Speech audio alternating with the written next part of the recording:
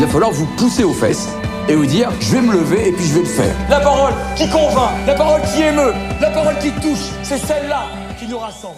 Dans le cadre de ma profession, enfin de ma future profession d'avocate, la force des mots est très importante pour essayer pour apporter à ta démonstration juridique quelque chose de plus, et ça permet,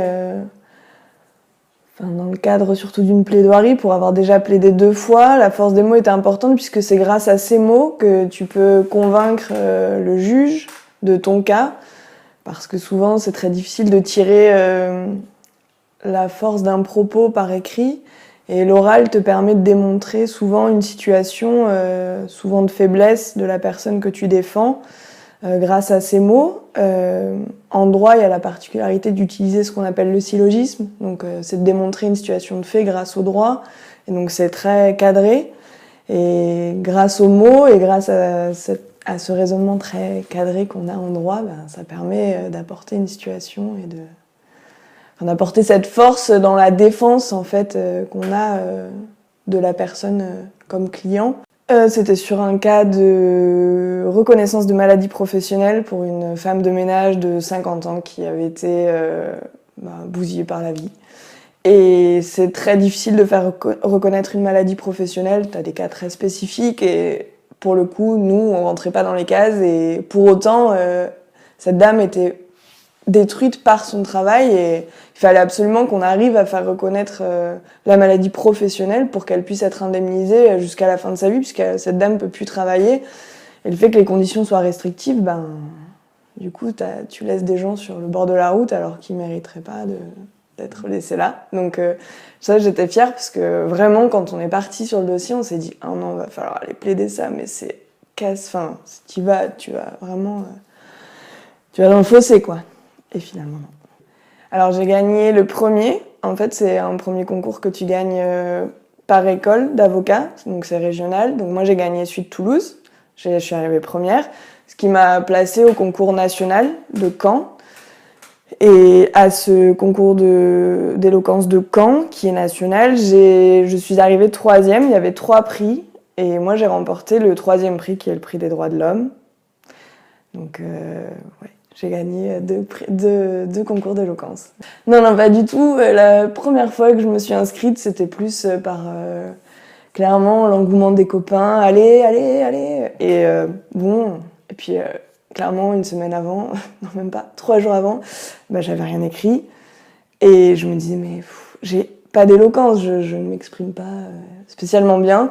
Et donc, j'ai pas un pouvoir comme certains ont très facilement pour s'exprimer. Et je me suis dit, allez, on y va. Et j'avais envie de transmettre dans ces discours plus que dans la force des mots, quelque chose que je ressentais vraiment, plus que d'utiliser de grands mots, de grandes phrases.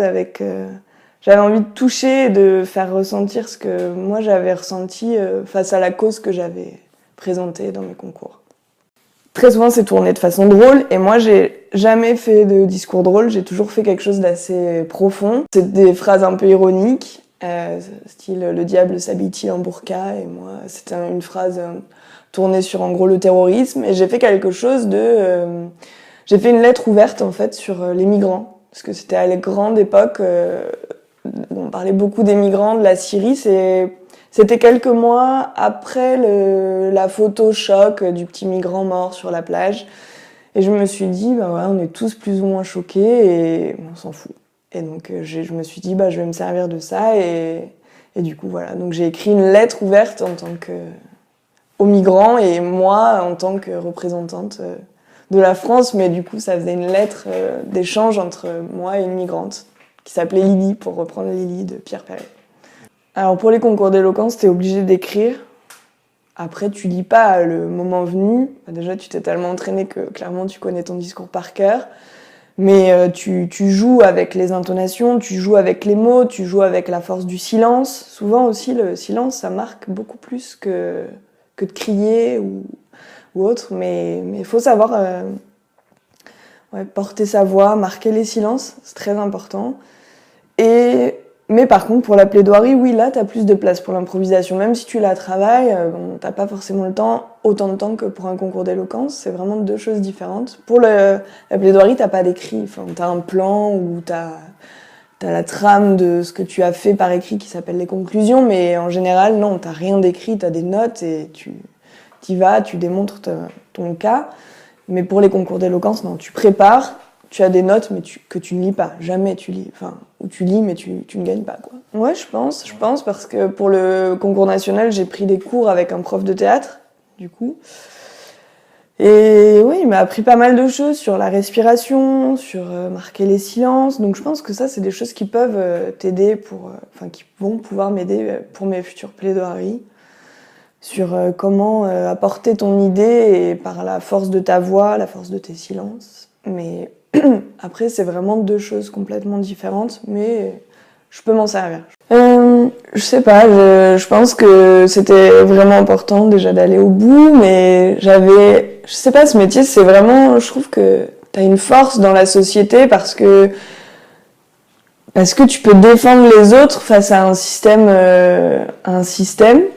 donc judiciaire, évidemment, d'abord.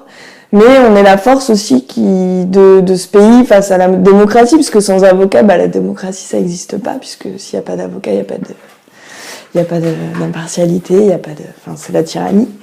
Et donc, ça, je trouve que c'est important de représenter ce genre de symbole dans la société, et puis vraiment de défendre, puis moi, côté salarié, c'est de défendre les plus faibles, c'est vraiment quelque chose qui m'anime, et le pouvoir des mots dans une plaidoirie ou même par écrit, puisque de plus en plus notre métier se transforme par l'écrit, et je trouve que c'est fort de pouvoir arriver à défendre quelqu'un avec juste un écrit ou juste des paroles, et ouais, la défense, c'est quelque chose qui m'anime et qui fait que j'ai envie de faire ce métier quelques années, je pense. Est-ce que vous êtes prêts à leur faire un triomphe ?